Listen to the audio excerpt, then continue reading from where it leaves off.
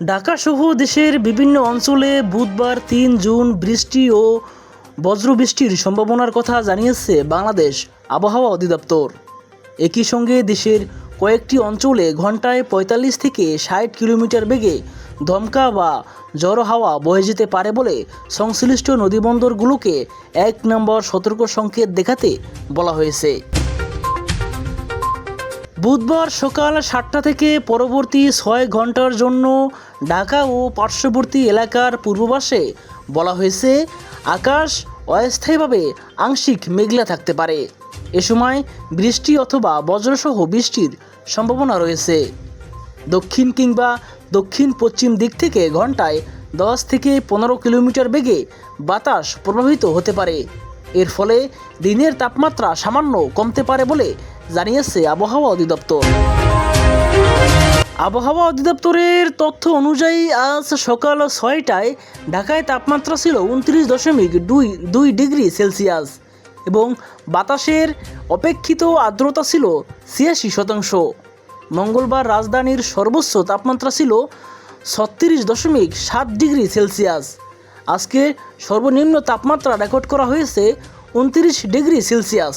গত ২৪ ঘন্টায় ঢাকায় কোনো বৃষ্টিপাত রেকর্ড করা হয়নি। এদিকে দেশের অভ্যন্তরীণ নদীবন্দরগুলোর জন্য দেওয়া বিশেষ পূর্বাভাসে বলা হয়েছে ময়মনসিংহ, কুমিল্লা, নোয়াখালী, চট্টগ্রাম ও সিলেট অঞ্চলের উপর দিয়ে পশ্চিম বা উত্তর পশ্চিম দিক থেকে অস্থায়ীভাবে ধমকা বা ঝড়ো হাওয়াসহ বৃষ্টি কিংবা বজ্রবৃষ্টি হতে পারে। এই কারণে এসব এলাকার নদীবন্দরকে ১ নম্বর সতর্ক সংকেত প্রদর্শনের নির্দেশ দেওয়া হয়েছে।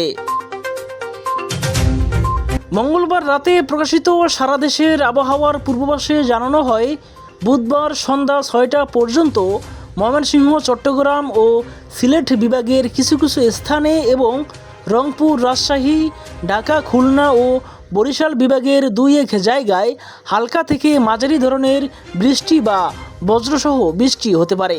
একই সঙ্গে ময়মনসিংহ, চট্টগ্রাম ও সিলেট বিভাগের কোথাও কোথাও মাঝারি ধরনের ভারী বর্ষণের সম্ভাবনাও রয়েছে। তবে বৃষ্টির সম্ভাবনা থাকলেও দেশের বিভিন্ন অঞ্চলে চলমান মৃদু থেকে মাঝারি ধরনের তাপ প্রবাহ অব্যাহত থাকতে পারে বলে জানিয়েছে আবহাওয়া অধিদপ্তর।